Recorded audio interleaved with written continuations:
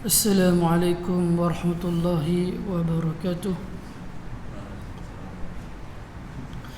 الحمد لله رب العالمين، نحمده ونستعينه ونستغفره ونعوذ بالله من شرور أنفسنا ومن سيئات أعمالنا.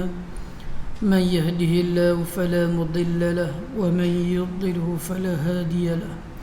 أشهد أن لا إله إلا الله وحده لا شريك له، وأشهد أن محمدا عبده ورسوله. وقال الله تعالى في القرآن الكريم: يا بني أقم الصلاة وأمر بالمعروف وانهى عن المنكر واصبر على ما أصابك إن ذلك من عزم الأمور. سبحانك لا علم لنا إلا ما علمتنا إنك أنت العليم الحكيم. رب اشرح لنا صدورنا ويسر أمورنا واحلل عقدة من لساننا يفقه قولنا، ولا حول ولا قوة إلا بالله العلي العظيم. Alhamdulillah, tuan-tuan yang dikasihi oleh Allah, InsyaAllah kita sambung pengajian kitab kita, kitab Baharul Madhi, syarah kepada Mukhtasar Sahih Tirmizi. Jadi pengarang kitab ni, asal kitab ni adalah kitab daripada Jami' Tirmizi. Jami' Tirmizi ni adalah kitab hadis karangan Imam Tirmizi. Lepas tu disyarahkan hadis tu disyarahkan. Jadi kalau kita induk tu, macam contoh, kadang-kadang kita kena tahu perkara ni dan kita kena tahu apa yang kita belajar supaya kita jelas.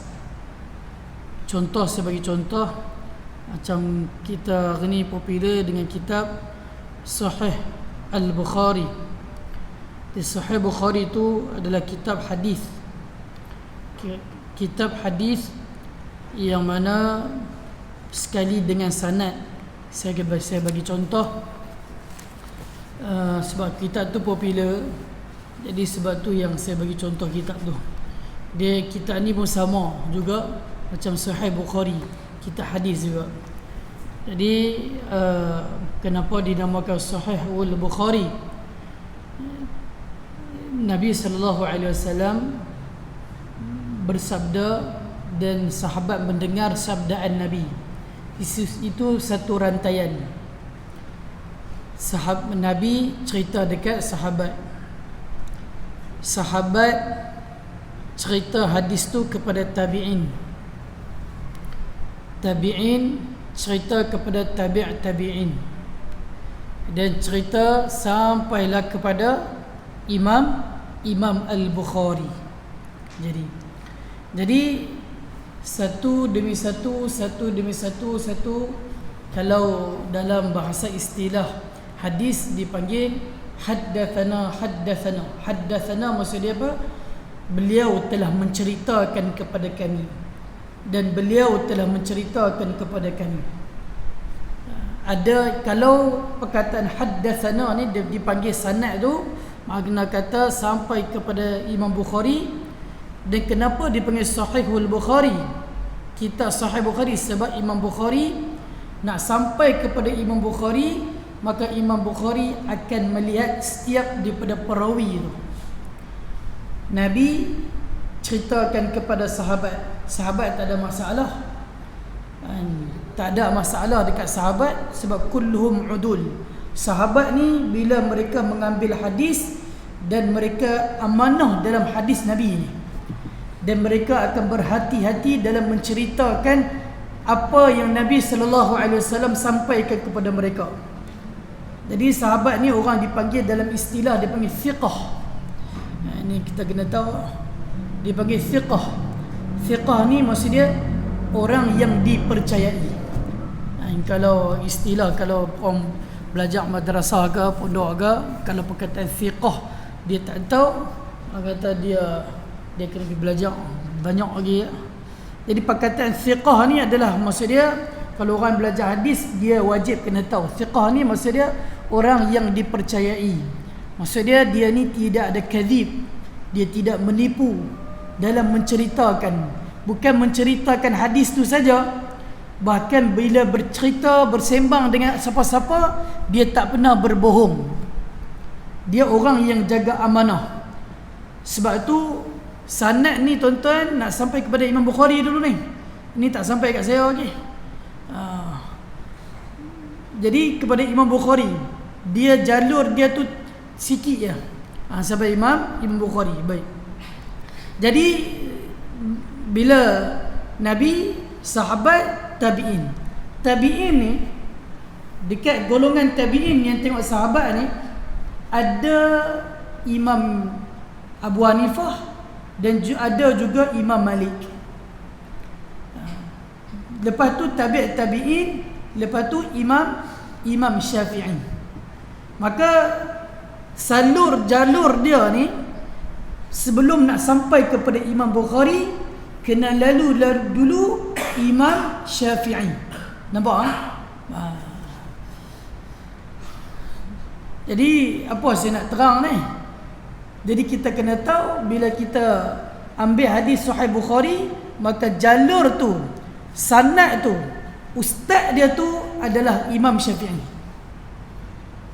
ataupun Imam Abu Hanifah, ataupun Imam Malik. Mesti lalu pada sanad ni, hadis ni nak sampai kepada Imam Bukhari, kita kena faham.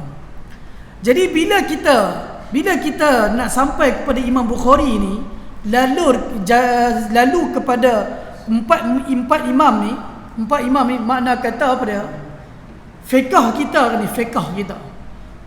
kita ni bermazhab. Kita ni kita kata antara mazhab apa? Mazhab ni maksudnya pendapat ulama. Macam contoh kita mazhab Syafi'i, maksud dia pendapat Imam Syafi'i. Mazhab Abi Hanifah, pendapat Imam Abu Hanifah. Mazhab Imam Malik, pendapat Imam Malik. Mazhab ni maksud dia pendapat. Maksud dia perkataan Nabi itu ulama faham dan mereka mengeluarkan hukum kepada kita semua. Jadi hadis tu dia sebelum nak sampai kepada Imam Bukhari, dia kena sampai dulu kepada empat imam mujtahid ini. Jadi andai kata kalau orang tu dia kata dia tak mau ikut Imam Syafi'i, lepas tu dia kata dia nak ikut Imam Bukhari, dia nak belajar yang sahih saja, dia kata dia nak ambil sahih, dia tak mau ikut Imam Syafi'i, makna kata dia ni dia tak faham tentang sanad. Dia tak nampak macam mana nak dapat agama tu. Jadi bila nak sampai kepada Imam Bukhari, maka kena lalu. Ini rantaian ini dipanggil sanad. Dan kenapa dinamakan sahih? Sebab saya terang tentang kita ni, saya nak bagi contoh. Kenapa dinamakan Sahih Bukhari? Sahih tu maksudnya dia akan jadi sahih dengan dua cara. Hadis tu dia sahih ni maksud dia lawan, kalau bahasa Arab lawan dia sahih ni maksud dia sihat. Kalau lawan pada sihat, bahasa Arab dia panggil saqim. Saqim ni maksud dia sakit. Jadi ni istilah, bukan badan sakit tu. Maksud dia hadis tu dia sihat. Sihat macam mana nak tahu dia sihat? Pertama tengok dulu perawi-perawi tu. Contoh, nak sampai kepada Imam Bukhari, lalu seorang ni, perawi ni, yang dia ni dipanggil kadzib. Dia ni orang yang kalau bercerita dia akan membohong. Ini kerja ni bukan kerja kita ni. Nampak ah? Saya bagi faham elok ni. Kerja ni bukan kerja kita. Yang ni Imam Bukhari dia dah buat kerja siap dah. Dia buat kerja apa? Dia dah selidik seorang demi seorang nak sampai dekat dia. Jadi dia yang meletakkan status hadis tu, hadis ini hadis sahih. Jadi kita jangan duk pandai-pandai. Kita baca hadis, kita kata ni hadis ni yang baca ni dalam Google saya tengok dhaif. Jadi dia ni kita kena tengok Imam Bukhari kata apa. So jalur sanad tu dia sampai Imam Bukhari. Baik tuan-tuan. Lepas Imam Bukhari tu maka bermulalah sanad. Saya lupa bermain sanad saya. Bermula sanad tu, saya belajar kitab Bukhari, maka Imam Bukhari cerita kepada anak murid dia cerita kepada anak murid, kepada anak murid, kepada anak murid, kepada anak murid, kepada anak murid, kepada anak murid, sampai kepada guru saya, Ustaz Abdul Hamid, Syekh Abdul Hamid, sekarang hidup lagi. Saya ambil hadis dia daripada dia sampai kepada dia. Saya 3 orang, saya Ustaz Abdullah, Ustaz Anah. Jadi sanad kami ni sampai ke Ustaz Abdul Hamid. Maksud dia, kami ambil sanad daripada Ustaz Abdul Hamid. Ustaz Mansur adalah ustaz-ustaz yang lain yang kami mengambil hadis daripada mereka. Jadi daripada situ maka sanad sampai, maksudnya bila kat saya nanti saya bermain sanad, saya bukan nak belagak ni. Yang orang kata dia ni dia belagak ni. Bukan belagak. Dia nak cerita macam mana hari ni kita nak jaga agama. Kita nak jaga agama. Jadi saya bermain nanti sanad saya sampai Rasulullah. Sampai Rasulullah. Satu hadis tu dia ada dia punya sanad dia. Maka dia tak ada istilah lah. Istilah apa? Hari tu saya ada buat main, saya pernah cerita kepada tuan-tuan. Buat main satu hadis tentang siwak. Dia kata ustaz ni dia buat main hadis palsu. Dia palsu. Dia tengok Google nama, dia kata ni mah. Google zaman akhir zaman ni orang main Google lah. Google jumpa semua. Yang tu semua tuan-tuan kena jaga juga. Baik. Lepas dia dapat hadis ni tuan-tuan, hadis ni, maka yang syarah tu adalah ulama-ulama. Kita balik kepada kitab ni supaya kita faham balik apa yang kita belajar kitab ni. Macam kitab Bahrul Madhi ni, dia adalah syarah kepada kitab hadis. Macam Sahih Bukhari dia, semua hadis dia. Jadi dalam kitab hadis tu dinamakan Jami' Tirmizi. Dan Jami' Tirmizi pun saya belajar juga, sanad saya ambil daripada Ustaz Anwar nama dia. Ustaz Anwar. Jadi kitab Jami' Tirmizi ni saya punya sanad sampai Rasulullah, dia melalui ustaz saya itu Ustaz Anwar nama dia. Dia orang Pahang. Saya belajar hadis dengan dia. Jadi maksud dia yang tuan-tuan duk belajar yang atas tu. Kalau tuan-tuan ada kitab yang belah atas ni kan, yang atas ni dipanggil Jami' Tirmizi. Hadis-hadis dipanggil Jami' Tirmizi. Yang bawah ni tuan-tuan, yang syarah Melayu ni, itu dipanggil kitab Bahrul Madhi. Nampak? Jadi kitab Bahrul Madhi ni yang mensyarahkan hadis-hadis Jami' Tirmizi. Dan yang di bawah yang syarah tu nama dia lain pula. Yang kitab hadis tu pengarang dia Imam Tirmizi. Yang buat syarah Bahrul Madhi ni adalah nama dia Muhammad Idris Al-Marbawi. Dia adalah ulama Nusantara, ulama daripada Malaysia, yang mensyarahkan. Dia bila duduk kat Mekah berapa lama, berpuluh tahun duduk kat Mekah. Jadi berpuluh tahun saya kata.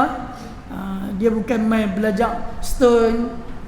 Zaman sekarang ni macam senang nak jadi ustaz, senang lah. Ustaz Mi Segera panggil. Nampak dia sekarang pun ada TikTok kan. Dia buat baca apa-apa sikit, baca Google, lepas tu dia buat ni, lepas tu dia rakam dia. Macam-macam. Dia pun tak tahu akar umbi apa yang dia bagi tahu. Sanad dia daripada mana, kitab mana. Kadang-kadang satu patah bahasa Arab pun dia tak tahu. Sebab tu Nabi kata kena berjaga-jaga. Akhir zaman ni banyak khutbah. Nabi kata kathir apa dah? Khutbah ni orang-orang yang pandai bercakap, tapi dalam diri mereka kosong ilmu. Berlainan apa dia? Orang di akhir zaman ada ulama yang dia nak kenal ulama apa dia? Yang mana dia tak banyak cakap tapi ilmu di dada dia. Tuan-tuan. Dan akhir zaman ada khutbah yang dia pandai cakap, ahla, yang mana dia punya mulut dia ni manis daripada gula. Nabi kata, Allahu Akbar. Nabi kata akhir zaman yang khutbah yang banyak cakap ni, dia punya mulut dia ni bila bercakap dia manis daripada gula. Nanti bila apa maksud Nabi tu? Maksud dia bila dia cakap orang akan tertarik. Lepas tu orang datang kepada dia. Bila datang kepada dia, orang tu pun tak tahu. Kalau orang yang ilmiah, orang yang belajar ilmu, tahulah dia ni macam mana, dia ni siapa. Sebab tu tuan-tuan, kalau kita ni nak panggil siapa-siapa, kita kena selidik dia, ilmu dia di mana. Dia nak bicara tentang agama ni. Berapa ramai hari ni ada macam tu. Sebab tu kalau dia ni, dia bukan background, dia bukan belajar agama. Ada ustaz tu, saya pernah pergi satu tempat tu di Selangor, dia tu surau, saya kenal dia, dia bukan ustaz. Dia ni belajar jujutera apa tak? Cuma dia pandai cakap. Orang panggil, orang letak dia situ, dia punya title tu ustaz. Saya kata apa? Jangan letak ustaz. Ini mendatangkan fitnah. Sebab apa? Kena letak dekat depan tu saudara. Letak depan tu saudara. Macam baru ni siapa yang main dekat Masjid Negeri yang bekas artis tu. Bekas artis tu, dia bukan ustaz. Dia kita kalau dia bukan ustaz, kita kena bagi tahu dia bukan ustaz. Kita jangan menipu orang, bahaya. Ini amanah ni.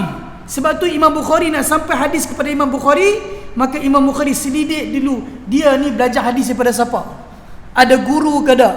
Sebab tu kita pun, kalau kita tahu dia ni bukan belajar agama, kita jangan panggil dia ustaz. Jangan panggil dia ustaz. Kita jangan panggil dia ustaz. Kalau kita panggil dia ustaz, mana kita khianat pada agama. Ini saya bagi faham betul-betul ni. Bila kita panggil dia ustaz, saya pun tak suruh panggil saya panggil ustaz. Kadang-kadang ustaz yang betul pun dia tak mau panggil ustaz. Kadang ustaz tu dia baru nak start. Nampak? Dia baru nak start tu yang susah. Jadi kita ni kalau kita ni bukan ustaz, kadang-kadang tuan-tuan, kita kerja kilang ke. Ada orang cerita kita kerja kilang kan. Bila kita kerja kilang, kita seorang pergi kepiah. Kepiah tu tak melambangkan kita ustaz. Bila kita seorang pergi kepiah kan, kita ada pergi semayang, kadang-kadang kita bolehlah baca Yasin. Kadang-kadang kita boleh baca doa. Orang panggil kita ustaz, kita kena ingkar perkataan dia. Tolong jangan panggil saya ustaz, saya bukan ustaz, saya hanya boleh buat Yasin, tuan-tuan. Nampak? Zaman sekarang ni tahap yang boleh baca Yasin ustaz. Nampak? Tahap ilmu kita letak dia di mana? Pada Yasin ni zaman orang-orang dulu ni, Yasin semua orang hafal. Betul? Semua apa Yasin semua orang hafal. Doa tahlil tu semua orang hafal. Semua orang tahu. Zaman dulu tolak orang tu jadi imam boleh. Tapi zaman sekarang bila tolak jadi ustaz, ini kena jaga-jaga tuan-tuan. Bukanlah saya nak memperendahkan siapa-siapa. Tapi saya nak cerita kepada tuan-tuan hari ni perkara yang sebenar. Sebab tu kita di Pulau Pinang ni, macam hari ni saya duduk main sains dekat abang ambil kan. Duduk main sains sebab apa? Itu tauliah saya. Tauliah daripada Jabatan Agama Islam. Dan lepas ambil laporan, saya duduk ceramah apa? Lepas ambil laporan, saya nak jadi imam pun masuk lima bilik. Imam Masjid Taqwa ni nak jadi imam nombor 1 kan? Dia kena masuk 5 bilik. Lepas tu saya nak ambil tauliah untuk mengajar, bukan takmir lagi, mengajar, masuk 5 bilik pula. Lepas tu untuk takbir, untuk belajar mengajar masjid-masjid, masuk 5 bilik juga. Semua tu mereka bertanya tentang akidah, tentang bahasa, semua mereka tanya. Sebab apa? Nak confirm betul ke ustaz. Lepas tu saya kena buat main sijil saya. Sijil habis belajar, sanad saya sampai Imam Bukhari, semua tu kena datangkan benda tu semua. Sebab apa kita nak jaga agama? Sebab tu kita hari ni beruntung tuan-tuan, kita ada Jabatan Agama Islam. Di bawah tu ada jaib, atas jaib jakim. Jadi kita ada benda tu. Jaib, maid, semua kita ada untuk jaga agama. Kalau di Indonesia tuan-tuan, Ustaz Abdul Somad bagi tahu, tak ada benda ni. Bila dia tak ada masa sistem, kena tauliah dulu, kena takmir dulu, dah dia tak ada. Nak mengajak lah. Sebab tu yang dekat sana ada ustaz tu dia kahwin 17 orang. Ni bukan lawak 17 orang dia kahwin. Macam mana tu? Kalau jumpa dia nak nampak 17 orang dia kahwin. Orang panggil dia apa dia? Pak Kiai. Pak Kiai ni ustaz. Kiai ni kalau di Indonesia adalah ustaz di kita. Jadi orang memang tuan-tuan, Allahu Akbar, 17 orang tu pula dah ada anak, dan dia dah, anak tu pun dah kahwin, dah ada cucu dah. Allahu Akbar. Orang panggil Pak K. Jadi dia orang temu ramah dia. Dia kata, saya seronok ada keluarga yang besar ni. Dia kata saya seronok sebab apa? Saya mengikut sunnah Nabi.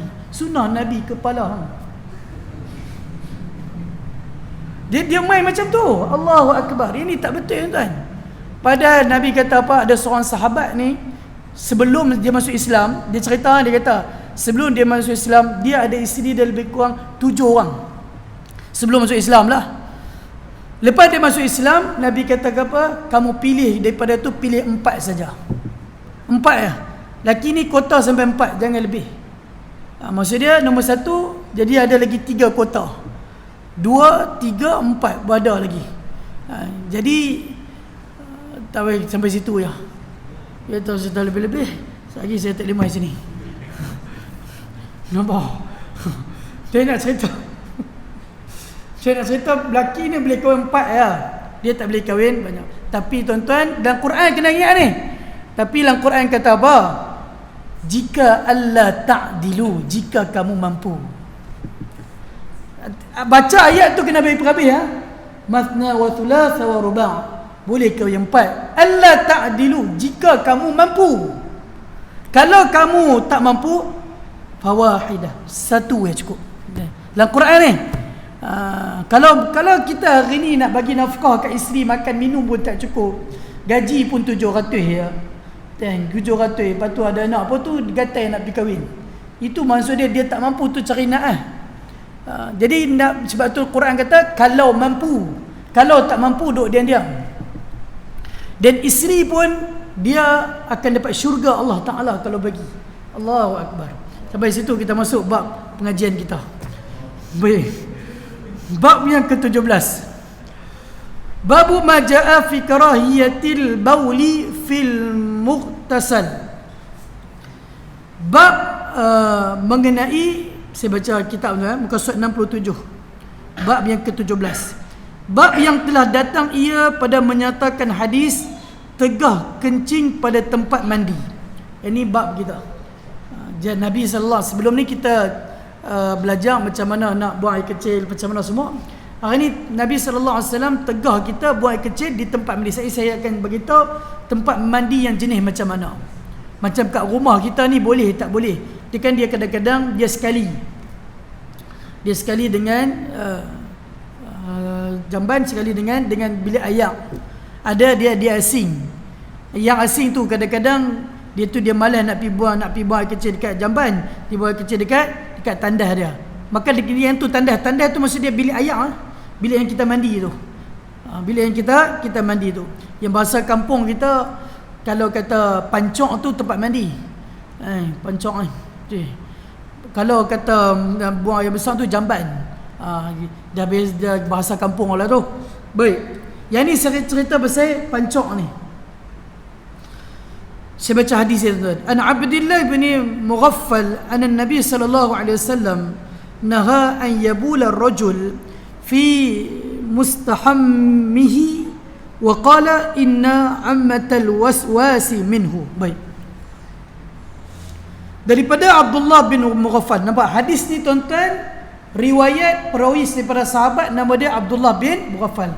Nabi pada Abdullah bin Mughaffal. Nampak Dia kata apa? Nabi sallallahu alaihi wasallam naha ni Nabi sallallahu alaihi wasallam melarang apa? Ayyabula rajul, bahawasanya seseorang lelaki itu dia kencing fi mustahammihi, iaitu di pancok. Terjemah pancok lah, maksud dia bilik mandi. Nabi sallallahu alaihi wasallam larang. Dan Nabi sallallahu alaihi wasallam kata apa? Sebab apa tak boleh ni? Inna ammatal waswasi minhu, kerana dia itu akan mendatangkan was-was pada diri kita. Saya akan baca kenapa akan datang was-was. Sebelum ni saya dah cerita pasal penyakit was-was ni. Penyakit was-was ni dia susah nak dibendung. Kadang-kadang kalau dia main sakit, kalau dia sakit was-was ni, Allahu Akbar, alladhi yuwaswisu fi sudurin nas. Itu syaitan. Dia bisik pula main angkat takbir macam ni. Allah Allah, Allah, Allah, Allah tak habis-habis. Kadang-kadang dekat tandas, saya pernah cerita kawan saya ni dia kena diuji dengan penyakit was-was. Ada tuan-tuan, bukan tak ada. Dia ni kalau masuk bilik air, memang kalau kata dia ambil wuduk kat bilik air, maka waktu tu habis dia tak habis. Macam maghrib sampai isyak tu, dia duduk ambil sembahyang tu tak habis-habis. Bila dia dah keluar ni, yang tu dah lama dah, bila dia dah keluar, dia akan pandang belakang. Bila dia keluar ni daripada bilik air, dia pilih, lepas tu dia pandang apa? Dia pandang tapak kaki dia tu. Tapak kaki dia tu yang basah tu dia pandang. Bila dia pandang, maka dia rasa macam benda tu najis. Lepas tu dia pergi ambil mop, dia lap, dia masuk tandas pula. Allahu Akbar. Lepas tu dia keluar pula, lepas tu dia tengok pula. Lepas tu kadang dia basuh satu dapur tu. Betul kan? Ni cerita masa daripada saya belajar. Saya ingat saya belajar dengan dia ni dah lama masa belajar Hafiz tu. Lepas tu saya pun ingat dia ni dah okey dah lah. Rumah dia kat Putrajaya. Saya pun hari tu pergi dengan kawan saya, pergi ziarah dia. Dia dah kahwin lah, pergi ziarah. Lepas tu maghrib tu kami pun kata duk tunggu dia lama, tak apa kami pergi sembahyang dulu lah. Lepas tu tengok dia duduk bilik air lagi. Mak dia kata dia memang macam tu. Memang dia ada penyakit was-was. Apa dia?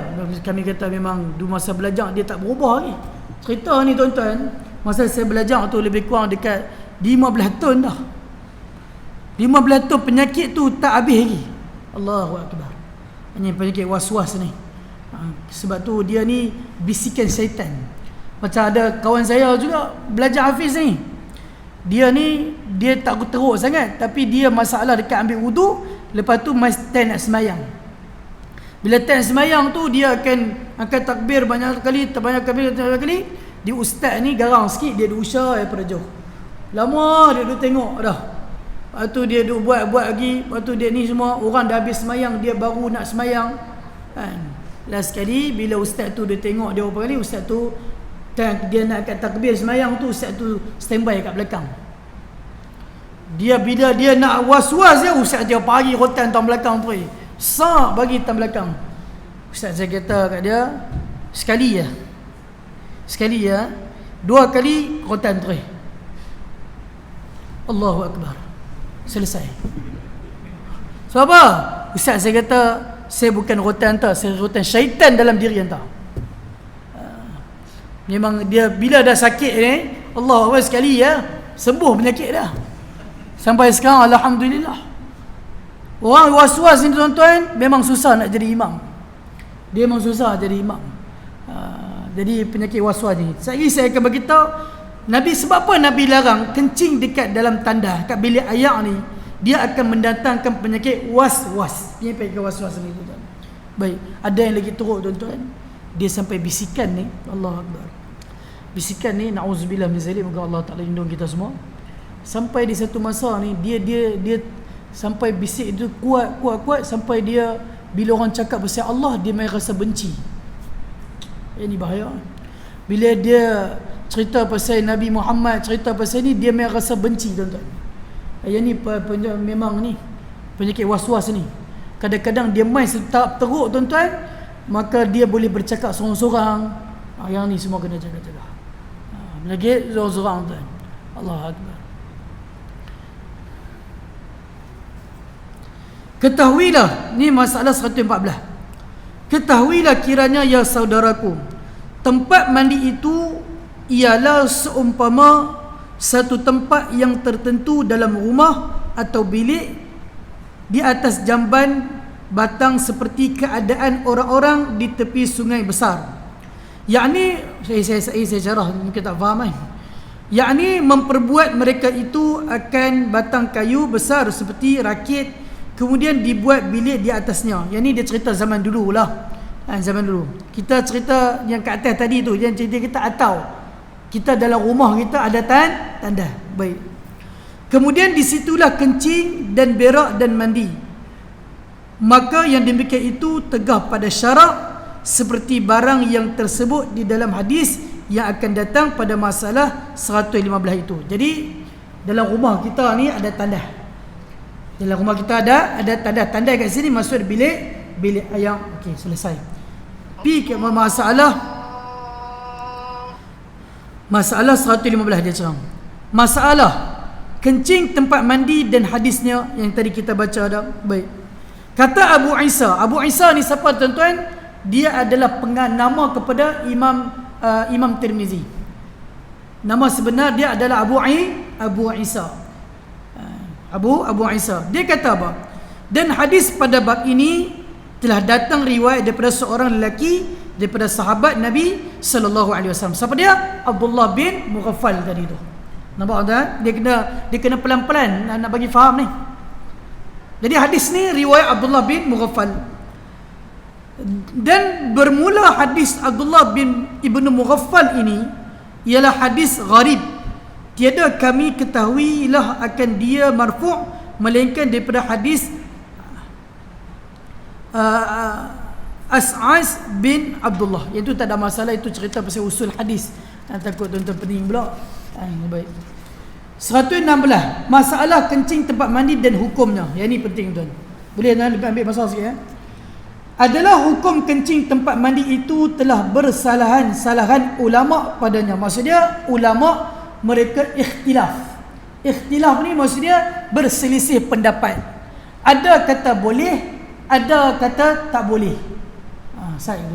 Kata Abu Isa, dan sungguhnya telah memakruhkan oleh satu kaum daripada ahli ilmu akan kencing pada tempat mandi itu, dan katanya ialah umum was-was daripadanya.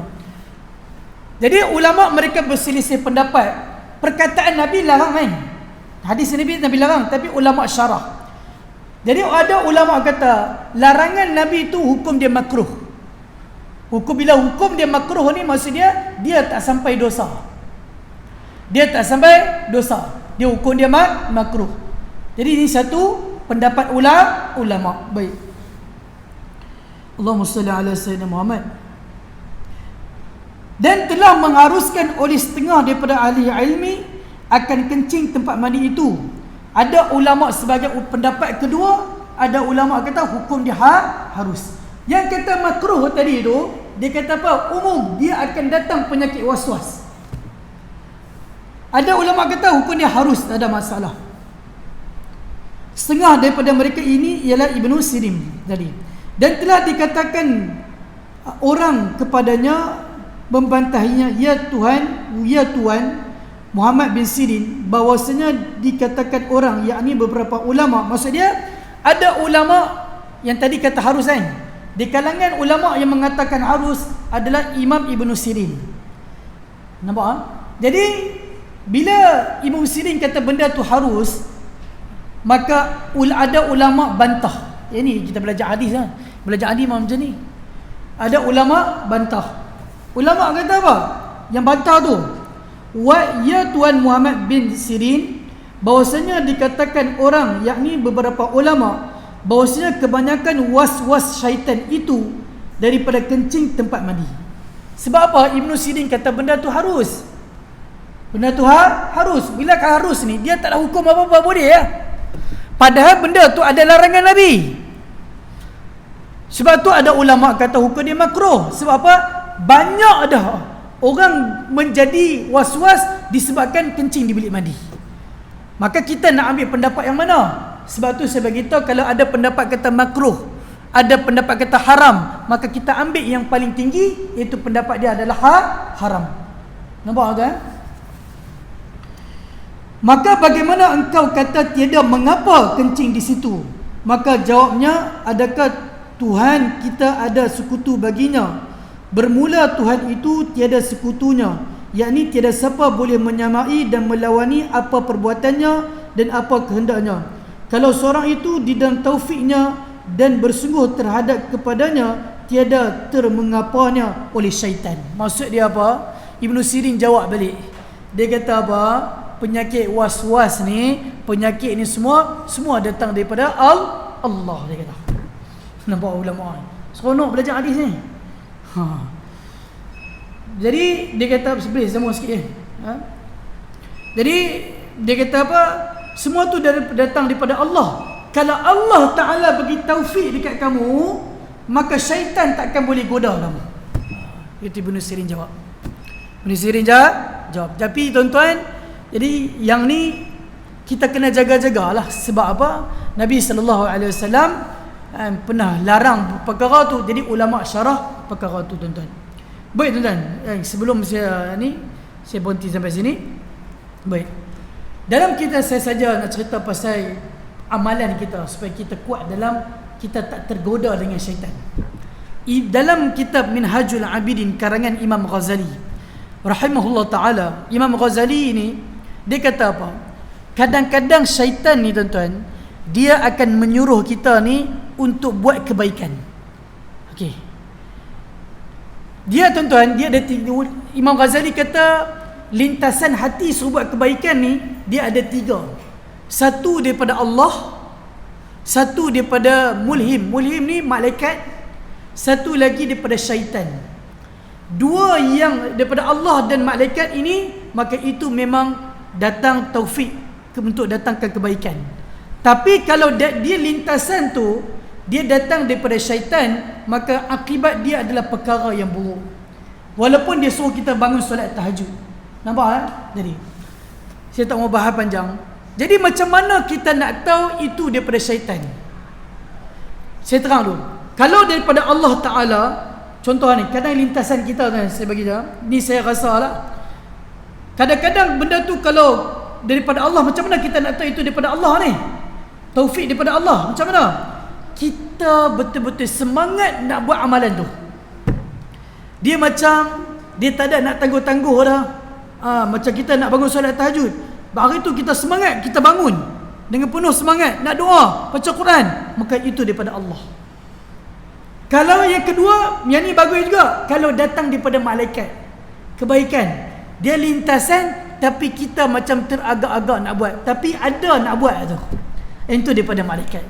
Nampak Yang nombor 3 ni kena jaga. Jangan nampak dalam kitab ni Imam Ghazali bagi tahu kena jaga-jaga orang-orang yang buat amal ibadat ni. Jangan tertipu. Kalau apa? Kalau daripada syaitan, itu tak dapat pahala. Imam Ghazali bagi tahu apa? Syaitan ni bila dia suruh kita, dia suruh buat amal kebaikan, apa tanda dia? Pertama, contoh saya bagi, orang tu dia solat subuh. Contoh Bila dia solat subuh, dia dalam hati dia sembah Allah Ta'ala, tapi tak ada takut pada Allah. Dia buat cepat-cepat nak habis. Dia buat dalam keadaan malah. Buat juga kebaikan ni, tapi dalam ajalah. Tapi buat dalam keadaan apa? Tak ada sifat takut pada Allah Ta'ala. Tiada sifat berasa Allah ni Tuhan dia tak rasa takut, maka itu daripada syaitan. Hebat kataan tu. Sebab tu kalau hari ni kalau kita sembahyang, kalau kita nak buat cepat-cepat baca Quran, nak buat hala balai, nak buat zikir tapi nak buat hala balai, zikir subhanallah lepas solat tapi nak buat hala balai, nak buat cepat-cepat, nak doa cepat-cepat, itu daripada syaitan. Kalau daripada Allah Ta'ala, apa dia? Dia buat, dia doa betul-betul, sembahyang betul-betul, penuh perasaan takut pada Allah, maka itu daripada Allah.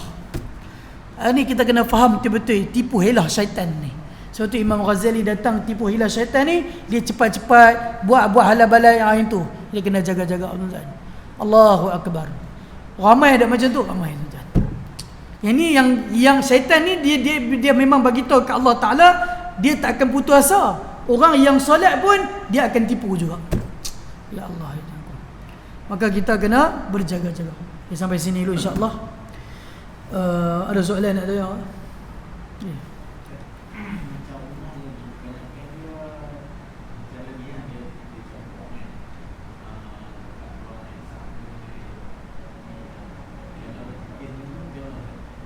Itulah.